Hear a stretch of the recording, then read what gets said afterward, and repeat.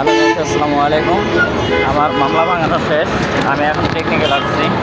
এই যে মামলার কাগজ যেটা দিয়ে মামলা দিয়েছিল ওটা ভাঙায় এটা দিয়েছে। এখন ওখানে যে এটা আমি জমা দিব, জমা দিয়ে গাড়ি বের করবো। তারপরে বাদ বাকিটা দেখেন। আমি টেকনিক্যাল আপনাদেরকে আমি দূরে থেকে দেখানোর চেষ্টা করতেছি যে এই যে এখানে আমি গাড়িটা রেখে গেছিলাম। তো এখানে গাড়ির অভাব নাই। তো চলেন ভেতরে যাই, দেখি ভেতরে যাই, আপনাদের দেখানোর চেষ্টা করতেছি।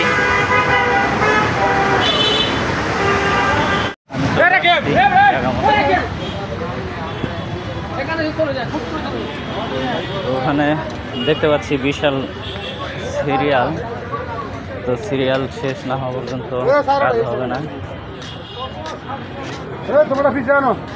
আগে দেখি আমার গাড়িটা কোথায়, গাড়িটা খুঁজে বের করি, তারপরে আমি আপনাদেরকে মামলা ভাঙানোর ওখানে যাচ্ছি। অনেক লোকজন, আমি তো গাড়িটা রেখে গেছিলাম ওই সাইডে। তো দেখি ওখানে আছে কিনা, না সরাইছে। দেখো গাইস, গাড়ির অভাব নেই এখানে, সব গাড়ি ডাম্পিং। মানে কি বলবো, এখন দেশের যে পরিস্থিতি। আমার গাড়ি আমি পেয়ে গেছি গাইস, এটাই আমার গাড়ি। তো এখানে সুন্দরভাবেই আছে পার্কিং করা, কোনো সমস্যা নেই।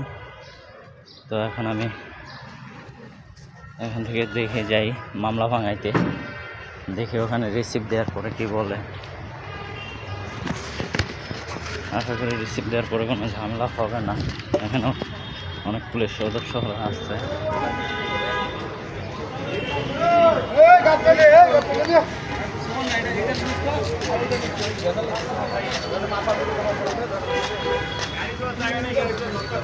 দেখেন এখানে বিশাল এক সিরিয়াল, এই সিরিয়াল ধরে যায় মামলা ভাঙে।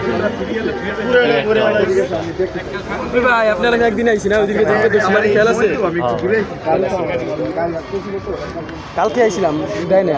কালকে দিত না তো, 3 দিন কইলো না 8 তারিখ আলার গেল। ওরা কই ভাই, কর কাজই এটা ভাই।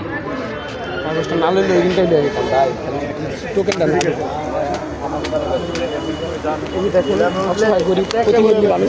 দেখেন ভাই, বাল বাচ্চা প্রতিবন্ধী বলে আমি করবো, আল্লাহ প্রতিবন্ধী বানাও না, আল্লাহ ভালোই বানাও। দেখেন ভাই, এখানে গাড়ির অভাব নাই, আসলে এদের কোনো দোষ নাই।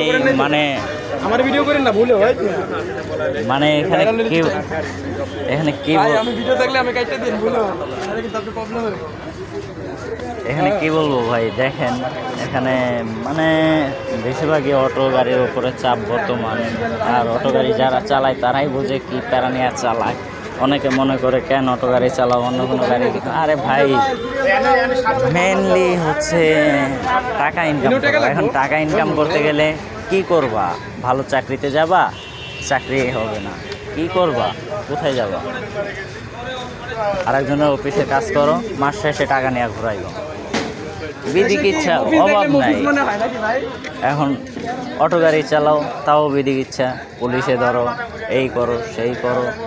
মানে কি ভাই রে ভাই, এই দেশে কি গরিবের কোনো অস্তিত্বই রাখা চলে না?